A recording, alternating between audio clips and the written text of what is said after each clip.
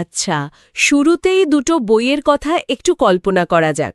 ধরুন, একটা বই লিখেছেন একজন নারী, বইয়ের মূল চরিত্র একজন নারী, কিন্তু পুরো গল্পটা জুড়ে দেখানো হয়েছে যে সেই চরিত্রটির জীবনের একমাত্র লক্ষ্য হল একজন খুব সম্পদশালী পুরুষকে বিয়ে করে ঘরকন্না করা। সে সমাজের সমস্ত প্রচলিত নিয়মকানুন একদম বিনা বাক্যব্যয়ে মেনে চলে। খুবই সাধারণ একটা প্লট। ঠিক। অন্যদিকে ধরুন, দ্বিতীয় বইটি লিখেছেন একজন পুরুষ, কিন্তু সেই বইয়ের পড়তে পড়তে পুরুষতন্ত্রের শেকড় ধরে টান দেওয়া হয়েছে, সামাজিক বৈষম্যকে তীব্রভাবে চ্যালেঞ্জ করা হয়েছে। এখন আমার প্রশ্ন হল, এই দুটোর মধ্যে কোন বইটাকে আমরা আসলে ফেমিনিস্ট বা নারীবাদী বই বলবো? একজন নারীর লেখা বই মানেই কি সেটা নারীবাদী বই হতে বাধ্য? এই যে প্রশ্নটা আপনি ছুড়ে দিলেন, মানে লেখক নারী হলেই তার লেখা রাজনৈতিকভাবে নারীবাদী হবে কিনা, এই একটা সাধারণ সংশয় ঘিরেই কিন্তু দশকের পর দশক ধরে তাত্ত্বিকদের মধ্যে বিশাল লড়াই চলেছে। কারণ সাহিত্য তো শুধু কিছু শব্দের সমষ্টি নয়, তাই না? একদমই তাই। এটা তো সমাজের ক্ষমতা আর রাজনীতিরও একটা প্রতিচ্ছবি। আর ঠিক এই কারণেই আজকের এই গভীর আলোচনার জন্য আমরা বেছে নিয়েছি ১৯৮৫ সালে প্রকাশিত টোরিল মোয়ের বিখ্যাত বই সেক্সুয়াল বা টেক্সচুয়াল পলিটিক্সের ওপর ভিত্তি করে লেখা একটি দুর্দান্ত প্রবন্ধ। আমাদের আজকের মিশন হল নারীবাদী সাহিত্য সমালোচনার এই জটিল জগৎটাকে ডিকোড করা। আর মই কিন্তু এই জটিল গোলকধাঁধা থেকে বেরোনোর জন্য ৩টে খুব সাধারণ অথচ যুগান্তকারী ক্যাটেগরি তৈরি করেছিলেন। তবে তার সেই মডেলে সরাসরি ঢোকার আগে আমাদের একটু বুঝতে হবে যে মই আসলে কোন পরিস্থিতির বিরুদ্ধে দাঁড়িয়ে এই তত্ত্বটা দিয়েছিলেন। রাইট। মানে ৬০ ও ৭০-এর দশকের সাহিত্য সমালোচকদের চিন্তাধারা না বুঝলে মইয়ের কাজের ওই আসল ধারালো দিকটা তো বোঝাই যাবে না। ঠিক আছে, চলুন বিষয়টা একটু খুলে দেখা যাক। তো ৬০ এবং ৭০-এর দশকের প্রথম দিকের অ্যাংলো আমেরিকান নারীবাদী সমালোচনার দিকে যদি আমরা তাকাই, সেখানে কেট মিলেটের মতো তাত্ত্বিকদের দেখতে পাব। ১৯৭০ সালে তার সেক্সুয়াল পলিটিক্স বইটি তো বিশাল একটা আলোড়ন ফেলেছিল। হ্যাঁ, মিলেট মূলত নরম্যান মেইলার বা ডি.এইচ. লরেন্সের মতো বিখ্যাত পুরুষ লেখকদের সাহিত্যগুলোকে ব্যবচ্ছেদ করেছিলেন। তিনি দেখিয়েছিলেন যে ওই ধ্রুপদী সাহিত্যগুলোর ভেতরে কিভাবে তীব্র নারী বিদ্বেষ লুকিয়ে আছে। একদম ঠিক। মিলেট প্রমাণ করেছিলেন যে সাহিত্য কোনো নিরীহ শিল্প নয়, এটা পুরুষদের ক্ষমতা টিকিয়ে রাখার একটা সাংস্কৃতিক হাতিয়ার। প্রথম দিকের এই কাজগুলো মূলত পুরুষ লেখকদের মুখোশ খুলে দেওয়ার লড়াই ছিল, কিন্তু এই পদ্ধতিটা তো একটা বড় সীমাবদ্ধতা ছিল। মানে শুধু পুরুষদের লেখার ভুল ধরলে তো আর নারীদের নিজেদের স্বর তৈরি হয় না। ঠিক ধরেছেন। আর তাই ৭০-এর দশকের মাঝামাঝি সময়ে এসে সমালোচকদের ফোকাস পুরো ঘুরে গেল। এলিন শোওয়াল্টার বা অ্যালেন মোয়ার্সের মতো সমালোচকরা বললেন, এবার পুরুষদের দিকে তাকানো বন্ধ করে নারীদের নিজেদের সাহিত্যের দিকে নজর দিতে হবে। ও আচ্ছা। শোওয়াল্টা তখন একটা নতুন পদ্ধতির কথা বললেন, যার নাম তিনি দিয়েছিলেন গাইনোক্রিটিসিজম। গাইনোক্রিটিসিজম শব্দটা শুনতে বেশ গালভরা মনে হচ্ছে। এর মূল কাজটা আসলে কি ছিল? সহজ কথায় ধরুন, গাইনোক্রিটিসিজম হল নারীদের লেখা সাহিত্যকে নারীদের দৃষ্টিকোণ থেকেই বিচার করার পদ্ধতি। এর আগে পর্যন্ত ভালো সাহিত্যের মানদণ্ড তৈরি করেছিল পুরুষরা। শোওয়াল্টার বললেন, পুরুষদের তৈরি করা ছাঁচ দিয়ে নারীদের লেখা বিচার করলে তো চলবে না। বুঝতে পেরেছি। মানে নারীদের সাহিত্যের একটা আলাদা ঐতিহ্য আছে, যা তাদের গার্হস্থ্য জীবন বা সমাজে তাদের বঞ্চনার ওপর দাঁড়িয়ে আছে। এই গাইনোক্রিটিসিজম বোঝাতে গিয়ে আমার মাথায় গিলবার্ট এবং গুবারের বিখ্যাত কাজ দ্য ম্যাডোম্যান ইন দি অ্যাটিকের কথা মনে পড়ছে। অত্যন্ত প্রাসঙ্গিক একটা উদাহরণ। তারা তো ঊনবিংশ শতাব্দীর নারী লেখকদের নিয়ে গবেষণা করেছিলেন। তারা দেখেছিলেন যে জেন অস্টিন বা শার্লোট ব্রন্টির মতো নারীরা যখন সাহিত্য জগতে লিখতে আসতেন, তখন তারা এক ধরনের লেখিকা হওয়ার উদ্বেগ বা প্রবল আত্মসংশয়ে ভুগতেন। কারণ সমাজ বলতো লেখালেখি মেয়েদের কাজ নয়। আর ঠিক এই কারণেই নারী লেখকরা বাধ্য হয়ে সমাজের নিয়মে ভদ্র, শান্ত গল্প লিখতেন। কিন্তু সেই লেখার ভেতরেই লুকিয়ে থাকত কোনো না কোনো পাগল নারী চরিত্র, যা আসলে সমাজের প্রতি ওই লেখিকাদের লুকানো ক্ষোভের প্রতীক ছিল। দারুণ একটা ব্যাপার। এটি অনেকটা এমন যে পুরনো সমালোচকরা নারীদের সাহিত্যকে একটা বিশাল সার্বজনীন ডায়েরি হিসেবে দেখতেন, যেন সব নারীর কষ্ট আর গার্হস্থ্য জীবনের অভিজ্ঞতা একই রকম। কিন্তু আমার এখানে একটা বড় খটকা লাগছে। কি রকম খটকা? সব নারীর অভিজ্ঞতা কি আসলেই এক? ওই ডায়েরিটা হয়তো সবার বলে দাবি করা হচ্ছে, কিন্তু কলমটা তো আসলে শুধু পশ্চিমা, শ্বেতাঙ্গ, মধ্যবিত্ত নারীদের হাতেই ছিল। একজন ধনী শ্বেতাঙ্গ নারীর আত্মসংশয় আর একজন শ্রমজীবী কৃষ্ণাঙ্গ নারীর বেঁচে থাকার লড়াই তো এক হতে পারে না। এই সার্বজনীন ধারণার মধ্যে একটা বড় গলদ লুকিয়ে নেই কি? ঠিক এই গলতটি ধরিয়ে দিতেই টুরিলময় দৃশ্যপটে হাজির হন। তিনি দেখলেন যে আগের সমালোচকরা লেখার কাঠামোর চেয়ে লেখার বিষয়বস্তুর ওপর বেশি জোর দিচ্ছেন। তারা ধরে নিচ্ছেন নারী মানেই একটা নির্দিষ্ট ছাঁচের অভিজ্ঞতা। আর এটা ভাঙতেই মৈতার ওই 3টে ক্যাটাগরি নিয়ে এলেন। একদম। ১৯৮৫ সালে মই তার বিখ্যাত ৩টি শব্দের প্রস্তাব করেন: ফেমিনিস্ট, ফিমেল এবং ফেমিনিন। সাধারণ কথাবার্তায় আমরা প্রায় এগুলো গুলিয়ে ফেলি, কিন্তু মইর মতে এগুলো সম্পূর্ণ আলাদা ৩টি ধারণা। তাহলে চলুন এই ত্রিমাত্রিক মডেলটা একটু ভেঙে দেখা যাক, কারণ এটাই আজকের আলোচনার মূল চাবিকাঠি। শুরুতেই আসছে ফেমিনিস্ট বা নারীবাদী। মই এটাকে কিভাবে ডিফাইন করেছেন? ময়ের মতে ফেমিনিস্ট হওয়াটা সম্পূর্ণ একটি রাজনৈতিক অবস্থান। এর সাথে লেখকের জৈবিক পরিচয়ের বিন্দুমাত্র সম্পর্ক নেই। একটি টেক্সট ফেমিনিস্ট কি না তা নির্ভর করে টেক্সটটি পিতৃতান্ত্রিক ক্ষমতার কাঠামোকে কতটা সরাসরি চ্যালেঞ্জ করছে তার ওপর। আচ্ছা, একটু বাস্তব উদাহরণ দিয়ে চিন্তা করি। যেমন ধরুন ম্যাড ম্যাক্স ফিউরি রোডের মতো একটা সিনেমা। এটা বানিয়েছেন তো একজন পুরুষ পরিচালক, কিন্তু সেখানে দেখানো হয়েছে নারীরা কিভাবে পুরুষতান্ত্রিক দাসত্ব থেকে নিজেদের মুক্ত করছে। তাহলে মোয়ের সংজ্ঞায় এটি একটি ফেমিনিস্ট কাজ, তাই তো? একদম সঠিক। ফেমিনিজম কোনো জন্মগত গুণ নয়, এটি পিতৃতন্ত্র ভাঙার একটি অঙ্গীকার। এরপর আসা যাক মইয়ের দ্বিতীয় শব্দে, ফিমেল। মই বলছেন এটি নিতান্তই একটি জৈবিক বা বর্ণনামূলক বিষয়। একজন জন্মগত নারী যা লিখবেন তাই ফিমেল টেক্সট।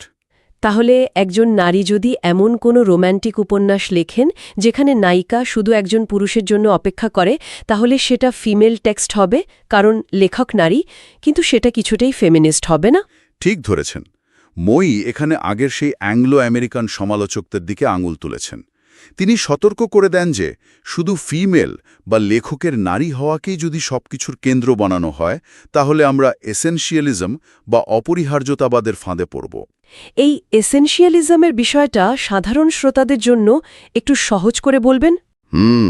এসেনশিয়ালিজম হল এমন একটা ধারণা যা মনে করে যে জন্মগতভাবে নারী হওয়ার কারণে পৃথিবীর সব নারীর মধ্যে একটা প্রাকৃতিক অভিন্ন বৈশিষ্ট্য আছে। এই ধারণাটা ভীষণ বিপজ্জনক, কারণ তখন শুধু শ্বেতাঙ্গ মধ্যবিত্ত নারীদের অভিজ্ঞতাকেই সবার ওপর চাপিয়ে দেওয়া হয়। প্রান্তিক নারীদের অভিজ্ঞতা বাতিল হয়ে যায়। রাইট।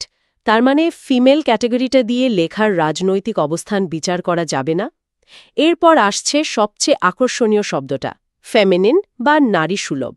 সাধারণ অর্থে তো আমরা ফেমিনিন বলতে নরম স্বভাব বা গোলাপি রং বুঝি। মই তো নিশ্চয়ই এই অর্থে শব্দটা ব্যবহার করেননি। মোটেও না। আর এখানেই ফরাসি তত্ত্বের জোরদার প্রবেশ ঘটে। মই ফেমিনিন শব্দটি ব্যবহার করেছেন মনোসমীক্ষামূলক এবং ভাষাতাত্ত্বিক দৃষ্টিকোণ থেকে। জুলিয়া ক্রিস্টিভা বা হেলেন সিক্সরার মতো ফরাসি তাত্ত্বিকরা এর জন্ম দিয়েছেন। ক্রিস্টিভার মতে ভাষার দুটো দিক আছে। একটি হল সিম্বলিক বা সুশৃঙ্খল ব্যাকরণের নিয়ম, যাকে তারা পুরুষতান্ত্রিক হিসেবে দেখেছেন। দাঁড়ান, ভাষার ব্যাকরণ আবার পুরুষতান্ত্রিক হয় কিভাবে? কর্তা, ক্রিয়া, কর্ম এগুলো তো সবার জন্যই সমান। ফরাসি তাত্ত্বিকদের মতে প্রচলিত ভাষার গঠনটাই একটা ক্ষমতার কাঠামো তৈরি করে। ব্যাকরণে যেমন একটা স্থির নিয়ম থাকে, একটা রৈখিক যুক্তি থাকে, এই পুরো গঠনটা সমাজের পিতৃতান্ত্রিক আধিপত্যের প্রতিফলন। এর বিপরীতে ক্রিস্টেভা প্রস্তাব করলেন ভাষার আরেকটি দিকের, যার নাম সেমিওটিক। সেমিওটিক বিষয়টা কিরকম? এটি হলো অবদমিত, আবেগপূর্ণ, এলোমেলো এবং নিয়ম ভাঙা একটা শক্তি। এটি অনেকটা কবিতার সেই অংশের মতো যা যুক্তির ছকে ফেলা যায় না। ওহ আচ্ছা, এই ফেমিনিন বা সেমিওটিক লেখার বিষয়টা বোঝাতে আমার মাথায় দারুণ একটা রূপক আসছে। এটা যেন ধ্রুপদী সঙ্গীতের কঠোর নিয়মের মাঝে হঠাৎ করে জ্যাজ বা বিমূর্ত সুর বাজিয়ে সব নিয়ম ভেঙে ফেলা। চমৎকার উপমা। মানে ধ্রুপদী সঙ্গীতের ওই ব্যাকরণ বা রুলস হল পুরুষতান্ত্রিক সিম্বলিক ভাষা, আর সেখানে জ্যাজ মিউজিকের ওই এলোমেলো ব্যাকরণের তোয়াক্কা না করা সুরটি হল ফেমিনিন বা সেমিওটিক বিদ্রোহ, যেখানে ব্যাকরণের তোয়াক্কা না করে ভাষার ভেতরেই একটা গোলমাল তৈরি করা হয়। ক্রিস্টোফার ঠিক এভাবেই ভেবেছিলেন। তিনি দেখিয়েছিলেন যে ম্যালার্মে বা সিলিনের মতো পুরুষ লেখকরাও কিন্তু তাদের প্রথাবিরোধী সাহিত্যে এই নিয়ম ভাঙা সেমিওটিক ভাষার ব্যবহার করেছেন। তারা ভাষার কাঠামো ভেঙে চুরমার করে দিয়েছিলেন। তাই নাকি? তার মানে একজন পুরুষও একটি ফেমিনিস্ট বা ফেমিনিন টেক্সট লিখতে পারেন? এবার বুঝতে পারছি মই কিভাবে অ্যাংলো আমেরিকান সমালোচকদের চ্যালেঞ্জ করেছিলেন। তারা কে লিখছে তা নিয়ে মেতেছিলেন, আর মই ফোকাস ঘোরালেন কিভাবে লিখছেন তার দিকে। হ্যাঁ, তবে যদি আমরা বড় পরিসরে চিন্তা করি তাহলে দেখতে পাব মই কিন্তু ফরাসি তত্ত্বকে অন্ধভাবে গ্রহণ করেননি। তার একটা বড় ওয়ার্নিং ছিল। কি ওয়ার্নিং? ফরাসিরা বলছিলেন নারীদের ভাষা হবে এলোমেলো, আবেগপূর্ণ। মহি সতর্ক করলেন যে নারীদের এই অযৌক্তিক বা নিয়ম ভাঙার প্রতীক হিসেবে মহিমান্বিত করতে গিয়ে আমরা যেন পুরনো পিতৃতান্ত্রিক স্টেরিওটাইপকে নতুন মোড়েকে ফিরিয়ে না আনি।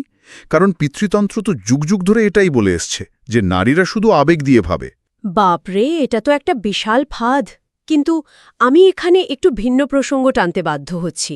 এই যে ভাষার গঠন, সেমিওটিক নিয়ম ভাঙা, এসব নিয়ে আমরা এত মাথা ঘামাচ্ছি, এটা কি এক ধরনের বিলাসবহুল চিন্তা নয়? আপনি ঠিক কী অর্থে বিলাসবহুল বলছেন? মানে একটু ভেবে দেখুন, যখন সমাজে নারীরা বাস্তব জীবনে বৈষম্য ও শ্রেণী সংগ্রামের শিকার হচ্ছেন, রাস্তায় সমান মজুরির জন্য লড়ছেন, তখন বইয়ের ভাষার ব্যাকরণ পুরুষালী না নারীসুলভ তা নিয়ে বিতর্ক করাটা কি বাস্তব সমস্যা থেকে চোখ ফিরিয়ে নেওয়ার মতো ব্যাপার হয়ে যাচ্ছে না? আপনি যে আপত্তিটা তুললেন সেটা শতভাগ যৌক্তিক, এবং মেটেরিয়ালিস্ট বা বস্তুবাদী ফেমিনিস্টরাও ঠিক এই প্রশ্নটিই তুলেছিলেন। জ্যানেট টডের মতো সমালোচকরা তো সরাসরি বলেছিলেন যে মই ফরাসি তাত্ত্বিক জটিলতার প্রতি একটু বেশিই দুর্বল, আর এই কারণেই তিনি মাঠ পর্যায়ের কাজকে অবজ্ঞা করেছেন। হ্যাঁ, আর বর্ণ ও শ্রেণীর দিক থেকেও তো সমালোচনা এসেছিল। হেজেল কার্বি তার হোয়াইট উইমেন লিসেন প্রবন্ধে তো দেখিয়েছিলেন যে এই পুরো বিতর্কটাই শুধু শ্বেতাঙ্গ, শিক্ষিত, পশ্চিমা নারীদের মধ্যে সীমাবদ্ধ। কৃষ্ণাঙ্গর বা কর্মজীবী নারীদের ভিন্নমুখী অভিজ্ঞতা তো এই ফ্রেমওয়ার্কে জায়গাই পায়নি। একদম ঠিক। এই সমালোচনাটা মইয়ের তত্ত্বের একটা বড় দুর্বলতা ধরিয়ে দেয়। তবে সময় তো আর ৮০-এর দশকেই থেমে থাকেনি।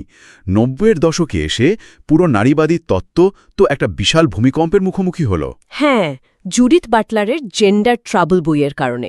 বাটলার তো বললেন জেন্ডার কোনো জন্মগত বিষয়ই নয়, এটি একটি পারফরম্যান্স বা অভিনয়। রাইট। বাটলারের এই তত্ত্ব মইয়ের ফিমেল বা জৈবিক নারী ক্যাটেগরিটার মূলেই আঘাত করল। আর ঠিক ওই সময়েই কিম্বারলি ক্রেনশ তার ইন্টারসেকশনালিটি তত্ত্ব নিয়ে আসলেন। তিনি পরিষ্কার করে দিলেন যে বর্ণ, শ্রেণী, লিঙ্গ একে অপরের সাথে যুক্ত। তখন ময়ের এই ফরাসি মডেলটাকে তো বেশ অপ্রতুল মনে হতে শুরু করল। তাহলে কি ময়ের তত্ত্ব বাতিল হয়ে গেল? না, বাতিল হয়নি। মজার ব্যাপার হল ময়ে নিজেও ১৯৯৯ সালে হোয়াট ইজ এ ওম্যান বইয়ে নিজের মতবাদ আপডেট করেন। তিনি সিমন দ্য বোভারের দর্শনের উপর ভিত্তি করে সেক্স এবং জেন্ডারের পুরনো বিভাজন বাতিল করেন। তিনি লিভড বডি বা বাস্তব জীবনে বেঁচে থাকার অবস্থাকে পুনরায় মূল্যায়ন করলেন।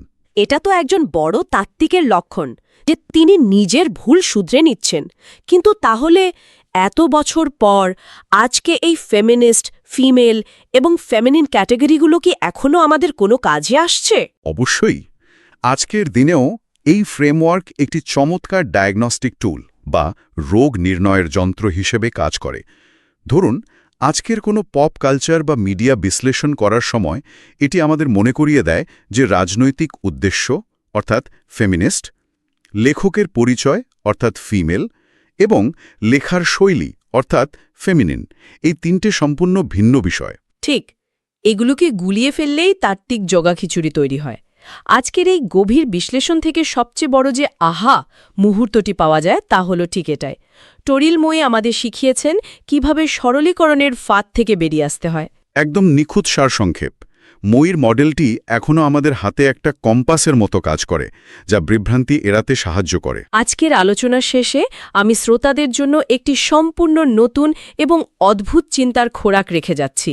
মই বলেছেন যে ফেমিনিন বা ফেমিনিস্ট লেখা হতে গেলে লেখকের জৈবিক নারী হওয়ার প্রয়োজন নেই, এটি একটি রাজনৈতিক অবস্থান বা ভাষার নিয়ম ভাঙার বিষয়।